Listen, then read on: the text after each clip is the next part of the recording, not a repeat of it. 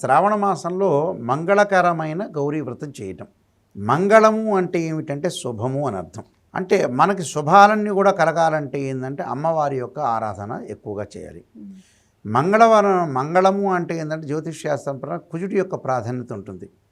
కుజదోషం ఉన్న వాళ్ళు ఏం చేస్తారంటే ఆ రోజున కందులు దానం చేయటం, కుజ జపం చేయటం, అంగారక పాశుపతాస రుద్రాభిషేకం చేయటం, అంగారక హోమాలు చేస్తూ ఉంటారు.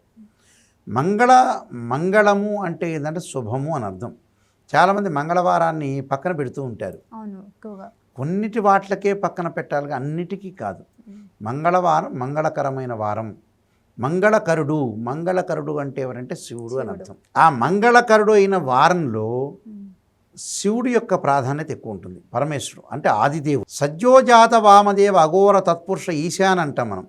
పంచముఖాలతో చూస్తాడు పరమేశ్వరుడు. పంచముఖాలతో ఎవరు చూస్తున్నారు? శివుడే కాదు, ఇక్కడ అర్ధనారీశ్వర తత్వంలో గౌరీదేవి కూడా చూస్తుంది 5 ముఖాలతో. ఇక్కడ మంగళవారం రోజున కూడా ఈ శ్రావణ మాసంలో మంగళగౌరి రోజున మాత్రమే పూజ చేయాలి. అంటే మంగళవారం కూడా శివుడిని పూజ చేయటం తప్పేమీ లేదు, ఏ రోజైనా శివుడిని పూజ చేయొచ్చు.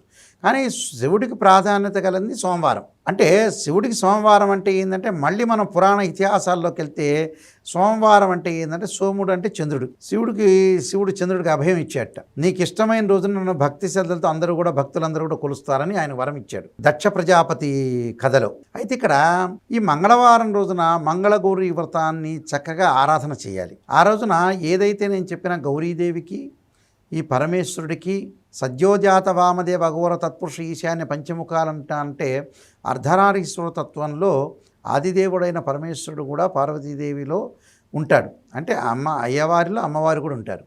కాబట్టి మంగళకరమైన రోజున మంగళగౌరి వ్రతాన్ని చేస్తారు. మంగళగౌరి వ్రతం అంటే ఏంది? భార్యాభర్తలు ఇద్దరు కూడా చిరసమానంగా ఉండాలి. చిరసమానంగా అంటే హక్కుల గురించి కాదు, మాటల విషయంలో ఏకాభిప్రాయంతో ఉండండి అని చెప్పటం. డామినేట్ కాదు. ఇక్కడ అర్ధనారీశ్వర తత్వం అంటే ఏంటంటే ఇద్దరు అన్యోన్య దాంపత్యంతో ఉండాలని అర్థం.